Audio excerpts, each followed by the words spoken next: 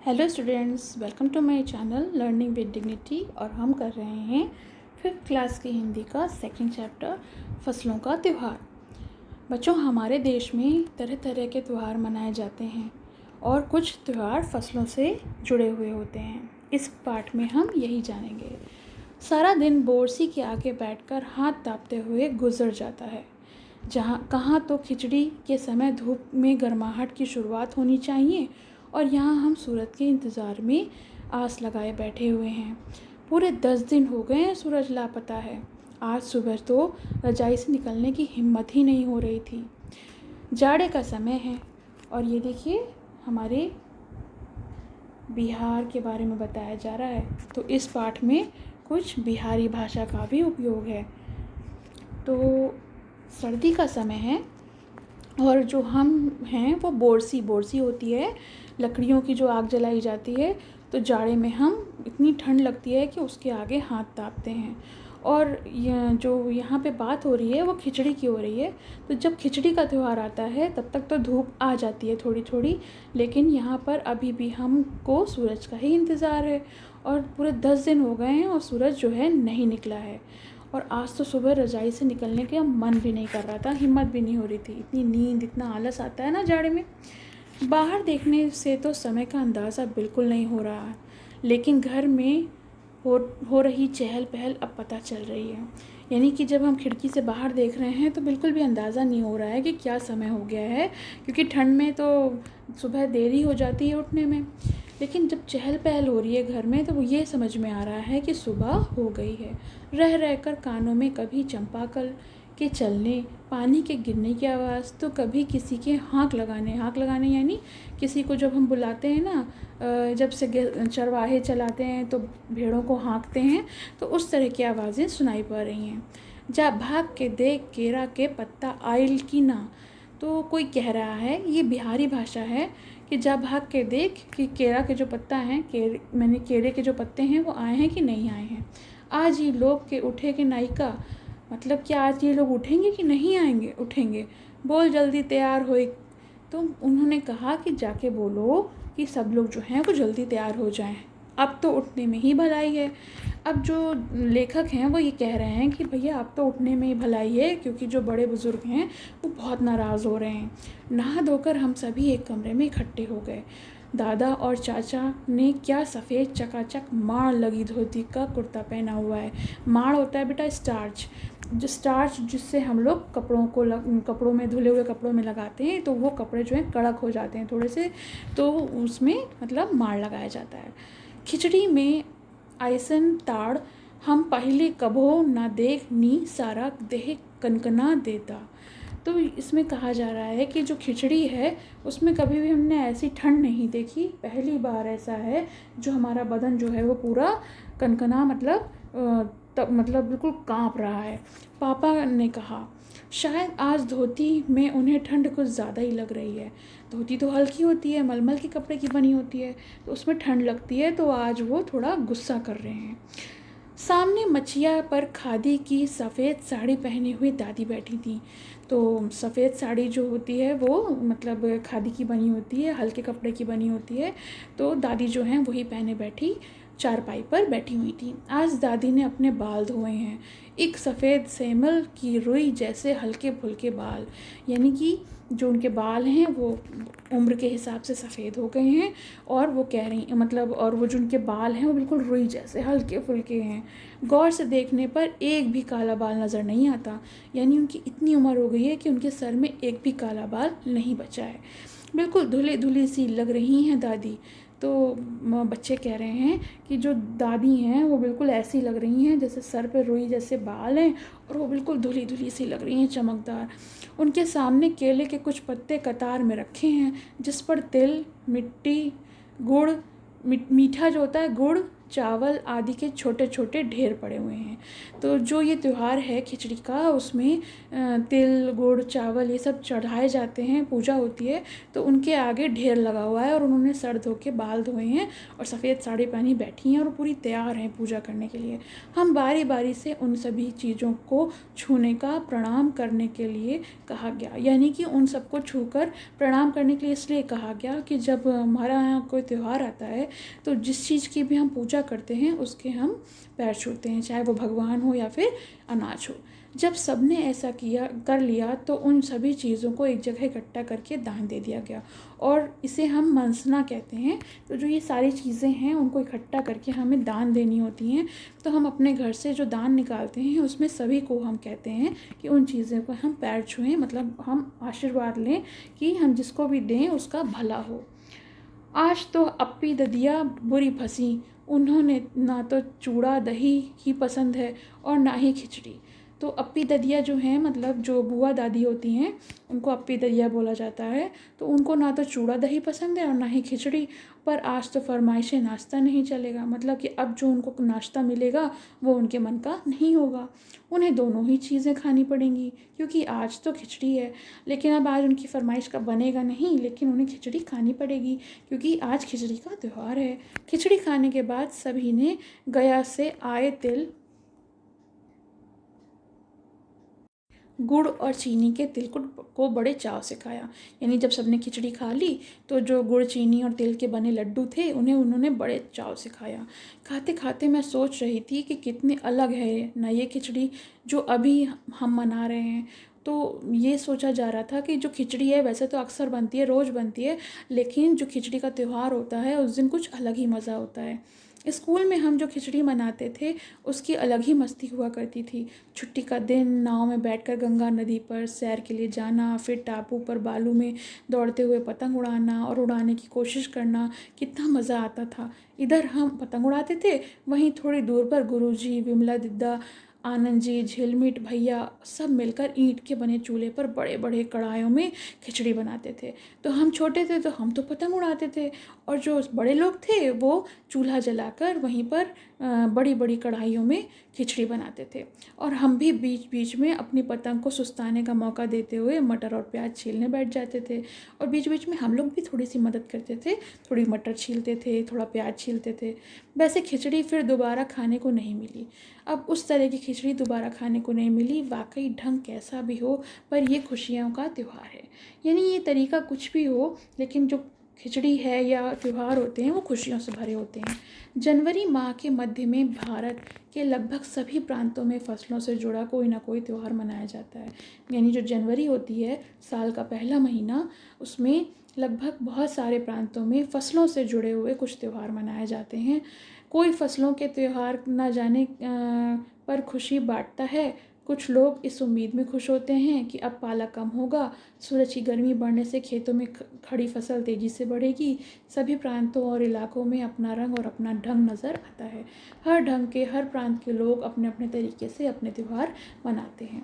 इस दिन सब लोग अच्छे पैदावार की उम्मीद करते हैं कि मतलब फसल अच्छी हो और घर में खुशहाली आए, फसलों से घर में आने में खुशी होती है। उत्तर प्रदेश, बिहार, मध्य प्रदेश में मकर संक्रांति या तिल संक्रांति, जहाँ जिस दिन तिल के लड्डू वगैरह बनते हैं और मकर संक्रांति की पूजा होती है, पतंग उड़ाई जाती है, तो वो मनाया जाता है। असम में बिहू, केरल में ओणम, तमिलनाडु में पोंगल, पंजाब में लोहरी, झारखंड में सरहुल, गुजरात में पतंग का पर्व। सभी खेतों और फसलों से जुड़े त्यौहार हैं। ये जितने भी त्यौहार मैंने भी बताए, ये सारे त्यौहार जो हैं फसलों से जुड़े हुए हैं। इन्हें जनवरी के मध्य अप्रैल तक अलग अलग समय पे मनाया जाता है। यानी ये 14-15 जनवरी से लेकर अप्रैल के महीने तक इन त्योहारों को मनाया जाता है। झारखंड में सरहुल बड़े जोश खरोश के साथ मनाया जाता है। 4 दिनों तक इसका जश्न चलता है। झारखंड में जो सरहुल मनाया जाता है वो लगभग 4 दिनों तक इसको मनाया जाता है। यानी ये एक दिन का त्यौहार नहीं है, लोग 3-3, 4-4 दिन मनाते हैं। अलग अलग जनजातियाँ इसे अलग अलग समय में मनाती हैं। संथाल लोग फरवरी मार्च में और औरव लोग जो हैं इसे मार्च अप्रैल में मनाते हैं। आदिवासी आमतौर पर प्रकृति की पूजा करते हैं। जो आदिवासी लोग होते हैं जो जंगलों में रहते हैं वो अक्सर प्रकृति यानी हमारी नेचर की पूजा करते हैं। सरहुल के दिन विशेष रूप से साल के पेड़ की पूजा की जाती है। जैसे पेड़ होता है, साल का पेड़ बोलते हैं, तो साल का पेड़ होता है, उसी की पूजा की जाती है। यही समय है जब साल के पेड़ों में फूल आने लगते हैं और मौसम बहुत खुशनुमा हो जाता है। और इसी समय पेड़ों पर फूल आते हैं। जो साल के पेड़ होते हैं उस पर खूब सारे फूल आते हैं और ये मौसम जो है वो बहुत अच्छा, बहुत प्लीजेंट महसूस होता है। स्त्री पुरुष दोनों ही ढोल मंजीरे लेकर रात भर नाचते हैं। तो जो स्त्री और पुरुष दोनों हैं, दोनों ही ढोल मंजीरे लेकर बहुत देर तक नाचते हैं, बहुत बहुत खुश होते हैं, खुश होकर जश्न मनाते हैं। चारों ओर फैली हुई छोटी छोटी घाटियाँ, लंबे लंबे साल के वृक्षों का जंगल और वहीं आसपास बसे छोटे छोटे गांव बहुत लुभावना लगता है। लिपे पुते करीने के बुहारे और सजाए गए अपने घरों के सामने लोग एक पंक्ति में कमर में बाँह डालकर नृत्य करते हैं। तो ये जो छोटे छोटे घर होते हैं, छोटे छोटे गांव होते हैं, वहाँ पर अपने घर के सामने ही वो लोग एक दूसरे की कमर में बाहें डालकर और नाचते हैं। अगले दिन वे नृत्य करते हुए घर घर जाते हैं और फूलों के पौधे लगाते हैं। और अगले दिन क्या करते हैं, नाचते भी हैं और घर घरों जाते हैं और थोड़े छोटे छोटे पौधे लेके जाते हैं फूलों वाले और उनको लगाते हैं। घर घर से चंदा मांगने की भी प्रथा है और ऐसा काम करने के लिए चंदा यानी पैसे मांगे जाते हैं, लेकिन वो इन अच्छे कामों के लिए मांगे जाते हैं, जिससे कि सब घरों से चंदा इकट्ठा कर लिया और फिर इन कामों में लगा दिया। पर चंदे में मालूम है क्या मांगते हैं? मुर्गा, चावल, मिश्री। अच्छा, जो पैसे हैं वो नहीं मांगते ये लोग, मुर्गा, चावल और मिश्री मांगते हैं। फिर चलता है खाने पीने और खेलों का दौर। फिर उसके बाद खाने पीने का बिल्कुल मतलब मस्त वो चलता है कि खूब खेला जाता है, खूब खाया पिया जाता है।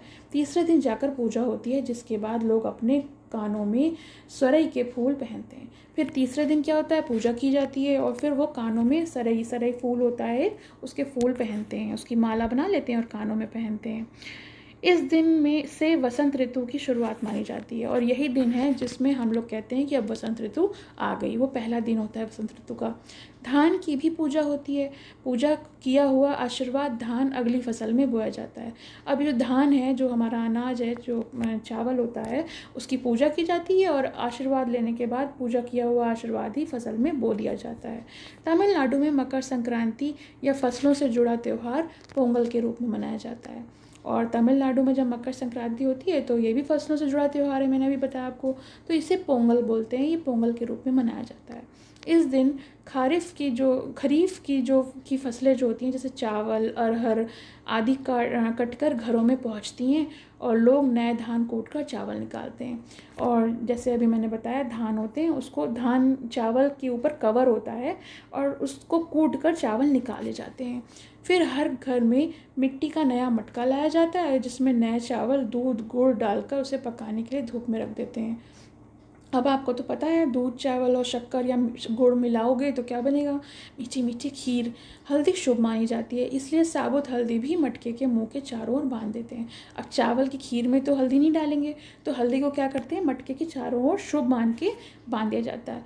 यह मटका दिन के 10:30-12 बजे तक धूप में रखा जाता है। जैसे ही दूध में उफान आता है, दूध चावल मटके से बाहर गिरने लगता है और पोंगला पोंगल पोंगला पोंगल कह के खिचड़ी में जो उफान आता है वो स्वर सुनाई देती है। यानी कि जब ये ऐसा होता है तो दूध चावल जो है पक जाते हैं, तो दूध उफन के बाहर आने लगता है मटके से और फिर सब लोग इस तरह से बोलकर और जो है त्यौहार मनाते हैं। दूसरी ओर गुजरात में पतंगों के बिना तो मकर संक्रांति का जश्न अधूरा ही माना जाता है।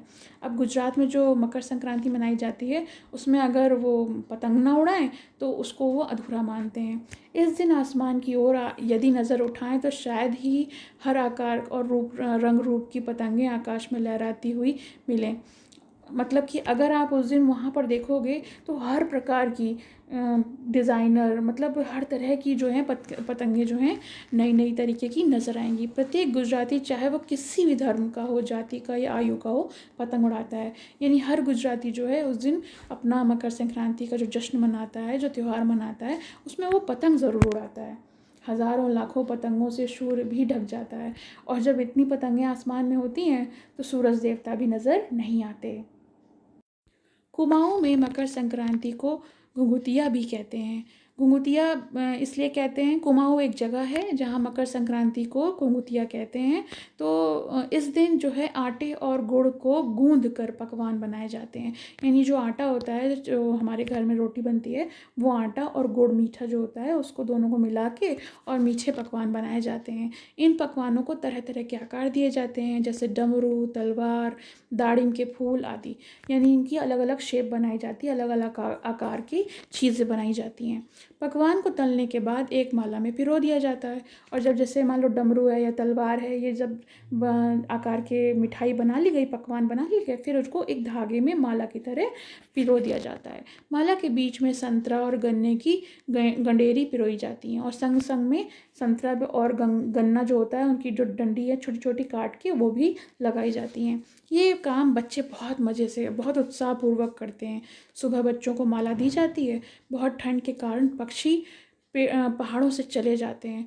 उन्हें बुलाने के लिए बच्चे इस माला से पकवान तोड़ तोड़ कर पक्षियों को खिलाते हैं और गाते हैं। तो जब ठंड होती है तो जो सारे पक्षी होते हैं, सारे जितनी भी चिड़ियाँ होती हैं, वो उड़कर पहाड़ों पर चली जाती हैं। तो जो बच्चे हैं वो उनको माला में जब लगे हुए पकवान हैं उन्हें तोड़ तोड़ कर उन्हें बुलाते हैं और गाना गाते हैं, गीत गाते हैं। कौआ आओ घुंघुत आओ, ले कौआ बड़ो, माँ के दे जा सोने के घड़ो, खा ले पूरी माँ के दे जा सोने की छुरी। तो ये जो है कविता है, और इसमें बच्चे जो हैं वो पकवान दिखा दिखा के चिड़ियों को बुलाते हैं। इसके साथ ही जिस चीज़ की कामना हो वो मांगते हैं। यानी ऐसा है कि वो गीत गा के पक्षियों को तो बुलाते ही हैं, और अपनी जो मनोकामना होती है, जो मन की इच्छा होती है, उसे वो मांग लेते हैं। है ना कितने अलग अलग अंदाज मकर संक्रांति को मनाने के। यानी त्यौहार तो मकर संक्रांति का एक होता है, मगर अलग अलग प्रांतों में, अलग अलग जगहों पे अलग अलग तरीक़ों से मनाया जाता है। कहीं दूध चावल और गुड़ की खीर बनती है, और कोई 5 प्रकार के नए अनाज की खिचड़ी बनाता है। कहीं कहीं लोग जो हैं सैलाब नदी में स्नान के लिए उमड़ पड़ता है। यानी बहुत लोग जो हैं वो उस दिन नहाने जाते हैं नदियों पे। लोग ठंड से ठिठुरते रहेंगे, पर बर्फीला पानी में कम से कम एक डुबकी तो ज़रूर लगाएंगे। यानी कितनी भी ठंड लगे, वो उस मकर संक्रांति के त्यौहार पर एक डुबकी ज़रूर लगाते हैं। हाल ये होता है कि हर इन जगहों पर तिल रखने की भी जगह नहीं होती है। यानी इतना ज़्यादा भीड़ हो जाती है कि वहाँ पे तिल रखने की भी जगह, इतनी सी भी जगह नहीं होती है कि तिल रखा जा सके। तिल से याद आया, मकर संक्रांति के दिन पानी में तिल डालकर स्नान करना, तिल दान करना, आग में तिल डालना, तिल के पकवान बनाना विशेष महत्व रखता है। यानी मकर संक्रांति से जुड़ा हुआ तिल भी है। इसके लड्डू बनते हैं, इसे आग में डाला जाता है, उसके पकवान बनाए जाते हैं, और उसको दान भी किया जाता है। तुम्हारे घर या इलाके में इस त्यौहार को कैसे मनाया जाता है? इसे खिचड़ी, पोंगल, मकर संक्रांति या कुछ और भी कहा जाता है? या तुम फसलों से जुड़े कोई और त्यौहार मनाते हो? यदि तुम आपस में बात करो तो तुम ये जानकर हैरानी होगी कि कई बार एक ही इलाके में रहने वाले लोग इस त्यौहार को अलग अलग तरीके से मनाते हैं।